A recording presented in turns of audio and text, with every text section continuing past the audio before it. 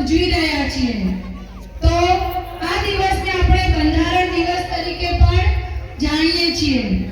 15મી August 1947 ના રોજ આપણને સ્વતંત્રતા મળી હતી, એટલે કે 150 વર્ષનું અંગ્રેજોનું જે શાસન હતું એ ગુલામીમાંથી આપણે મુક્ત થયા હતા। મુક્ત તો થયા, પરંતુ કોઈ નિયમ ના હોય, અનુશાસન ના હોય તો એ દેશ ચાલતો નથી। તો એના માટે બંધારણ ઘડવામાં આવ્યું। અને આપ સર્વે જાણીએ છીએ કે ડોક્ટર બાબા સાહેબ આંબેડકર કે જેઓ ડ્રાફ્ટિંગ કમિટીના ચેરમેન હતા અને તેમની ટીમ દ્વારા અથાગ પ્રયત્નો કર્યા।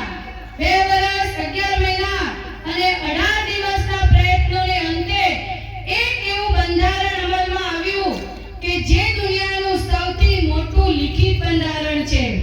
આ બંધારણ એટલે કે દરેક નાગરિકને પોતાના હકો મળે। આ બંધારણ એટલે દરેકને પૂરતો ન્યાય મળે। અને આ બંધારણ એટલે એના અંદર એવા નીતિ અને નિયમો ઘડવામાં આવ્યા કે આપણા દેશને સુચારુ રૂપે આપણે કેવી રીતે ચલાવવો જોઈએ। આપણે ઉજવણી તો દર વર્ષે કરીએ છીએ, ધ્વજ ફરકાવીએ છીએ, સાંસ્કૃતિક કાર્યક્રમો કરીએ છીએ, પણ આની સાથે સાથે જો આપણા અંદર સાચા મૂલ્યોને જાગૃત નહીં કરીએ તો આ ઉજવણી વ્યર્થ છે। આજના દિવસે મારે લોકોને એ જ કહેવાનું છે કે આપણો દેશ કે જે પ્રગતિના પંથે જઈ રહ્યો છે, પરંતુ શું બોર્ડર ઉપર જે સૈનિક લડી રહ્યો છે એ જ સાચી દેશભક્તિ છે? હા, એ તો દેશભક્તિ કરી જ રહ્યા છે, પણ સાથે સાથે આપણે જે જગ્યાએ હોઈએ, આપણું જે કામ હોય એ કામ જો આપણે વ્યવસ્થિત કરીએ તો એ પણ સાચી દેશભક્તિ છે।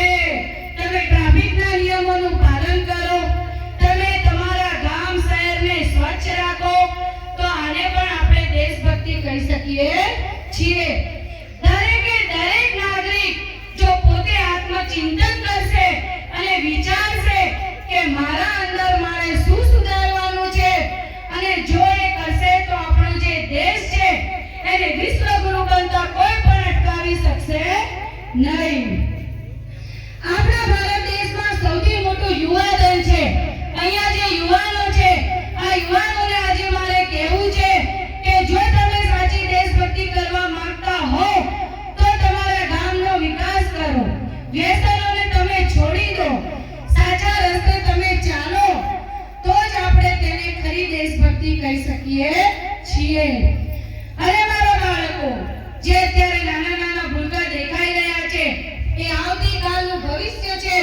અને જો તમે સારું શિક્ષણ મેળવશો, સાચી દિશામાં જશો, તો તમારા કુટુંબનો વિકાસ થશે, તમારા ગામનો વિકાસ થશે, અને સાથે સાથે તમે દેશની અંદર પણ તમારું યોગદાન આપી શકશો।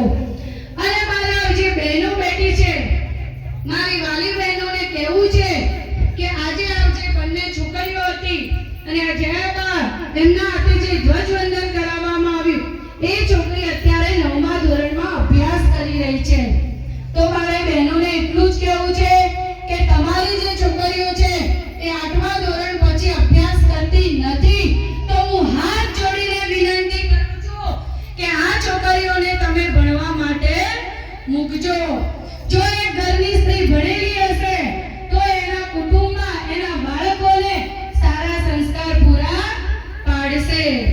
એટલે આજે આપણે જે આ 77મો પ્રજાસત્તાક દિવસ મનાવી રહ્યા છીએ, તો આપણે બધા ભેગા મળીને સંકલ્પ લઈએ કે અમારા ગામનો વિકાસ અમે કરીશું। અને એના માટે સૌપ્રથમ અમે અમારી જાતનું આત્મચિંતન કરીશું। જો આપણે યોગ્ય રસ્તા પર હશો તો આપણે બીજાને સાચો રસ્તો બતાવી શકીએ છીએ। એટલે આજથી જે વ્યસનો છે, બદીઓ છે, કુરિવાજો છે, એને તમે બંધ કરો અને સાચા રસ્તા પર જાઓ। નાના નાના ભૂલકાઓ, તમને પણ આજે વિનંતી કરું છું કે તમે પણ જો શિક્ષણ મેળવશો તો કાલે તમે ઊંચા ઊંચા હોદ્દા ઉપર જઈ શકશો અને દેશભક્તિ બજાવી શકીશું.